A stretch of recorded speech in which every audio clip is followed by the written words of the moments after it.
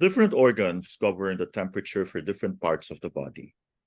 The heart is the central circulating organ for blood, so the heart governs the general body temperature. The organs of the lower warmer, the kidney and urinary bladder, they govern the temperature of the back, legs, and feet. The spleen, which regulates blood in the periphery, maintains the temperature of for the hands and feet and the face. We should ask a patient if he feels easily hot or cold in their body. If they answer yes, then the next question would be, where do you feel the heat or cold sensation? Yang dominant states in energy produce heat sensation, and yin dominant states manifest cold. They could answer they do not feel hot or cold easily, only in extreme weather. This is pretty much normal. Some others could answer yes to both. They feel both hot and cold easily. How is that possible? Well, when I am active, the patient would say, I feel very hot and peel off my clothes. When passive, I feel very cold. What climate do you like then? I like it not hot, not cold, just moderate. This shows a chronic yin and yang deficiency, where neither can control the other. So, in a yang dominant or active state, the yang rises to produce heat, and in a yin dominant or passive state, the yin rises to produce cold. Okay, let's talk about a patient who feels hot all over. So we have the acute state, which could be from exterior invasion of wind heat. Okay.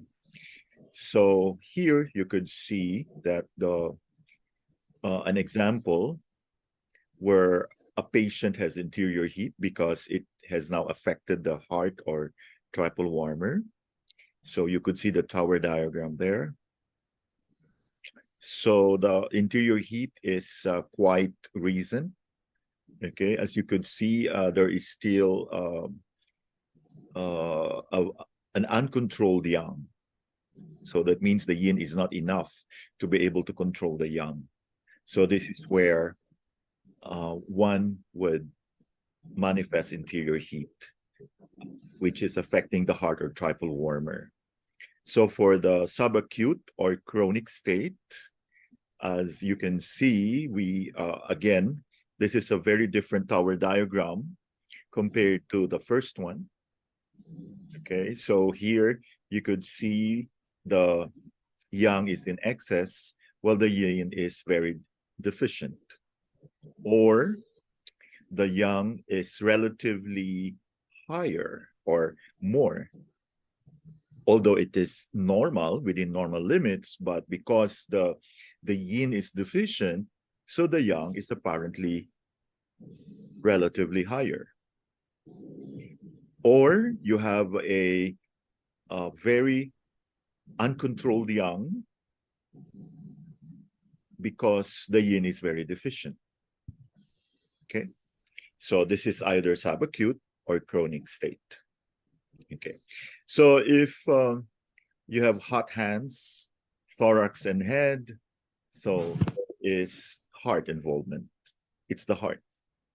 So if you have hot feet, not to be confused with burning feet, it's the kidney. So here you have a situation, okay, by looking at the tower diagram in which the kidney yang is very predominant. Okay, or you may have both kidney yang deficiency, the kidney yang excess, and a kidney yin deficiency. Or there is kidney yin deficiency because it is unable to control the yang. Okay, that's why we have hot feet. Or you can have hot hands, feet, and face. This is damp heat in the spleen. So let's analyze the tower diagram. This is where you could see too much dampness.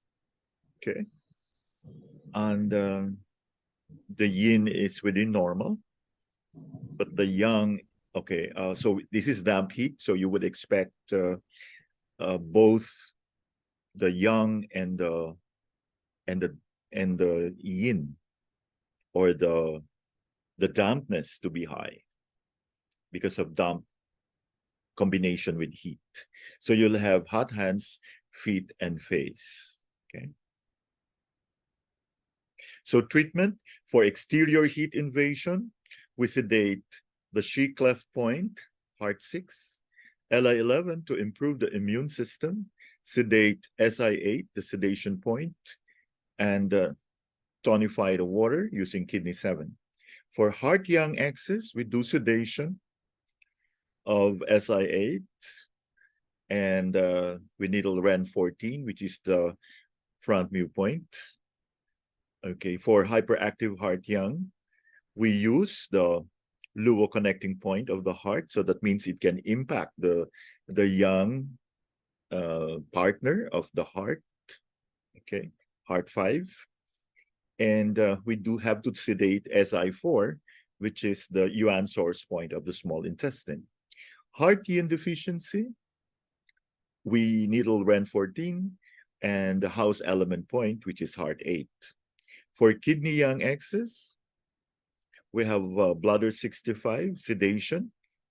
Okay, if you remember, bladder 65 is supposed to be the sedation point of the urinary bladder. So this is an example in which, instead of really focusing on the kidney yang, we focus on the yang partner of the kidney, which is the bladder instead. So, and also we need to do heat dispersing technique for kidney 3, which is the yuan source point of the kidney. Then for kidney hyperactive yang, we do we use the kidney 4, the luo connecting point, so that it can impact the bladder, which is the partner of the kidney. And of course, we do sedation of the yuan source point, bladder 64. For damp heat in the spleen, we do heat dispersing technique for spleen 9, and also the Bach shoe point, bladder 20, and the luo connecting point, which is stomach 40.